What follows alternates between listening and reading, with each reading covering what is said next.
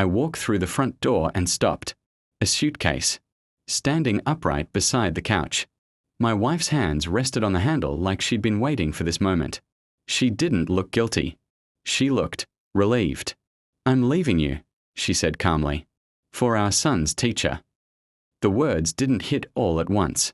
They slid in slowly, like cold water seeping through cracks. Before I could answer, small footsteps echoed down the hallway. Our son appeared. He ran to her, wrapped his arms around her leg. She knelt and brushed his hair back. "Say goodbye to Daddy," she whispered softly. "You're getting a new one." Outside, headlights washed across the living room. A black Mercedes pulled into the driveway. Something inside my chest went very still. I told her one thing. "If you walk out that door, our marriage is over." She smiled. A tired smile. The kind people use when they think you're already defeated. "Oh, honey," she said. "We were done months ago." She didn't hesitate. She grabbed the suitcase, took our son's hand. The Mercedes door opened. A tall man stepped out.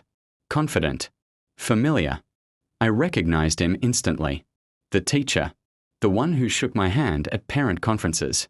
The one who told me my son was bright. My wife didn't look back. Not once. Most men would scream, beg, break. I didn't. I made tea. Then I sat in the choir house and started thinking. Patterns. Messages. Late school meetings. Unusual withdrawals from our joint account. I pulled the phone records first. Then the bank statements. Then something else.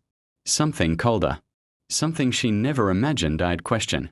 3 days later, I scheduled a DNA test. The envelope arrived on a rainy afternoon. Thin paper.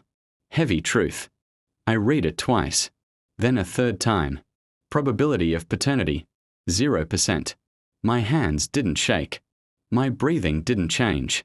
The storm outside hit the windows harder. I stared at the report and finally understood something terrifying. She didn't just betray me.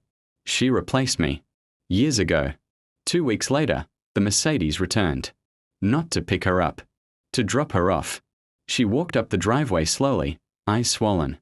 The teacher stood behind her like a man realizing he bought stolen goods. I opened the door before she knocked. She tried to speak first. I handed her the envelope. No anger. No shouting. Just paper. Her eyes scanned the report. Her face drained of color. The teacher leaned closer, then stepped back like the ground had opened beneath him. "You said he was the father," he whispered. She collapsed into silence. I watched them both unravel. They left 10 minutes later. Together, but not really. The Mercedes drove away slower this time. I stood in the doorway long after the engine disappeared. The house felt empty, but lighter.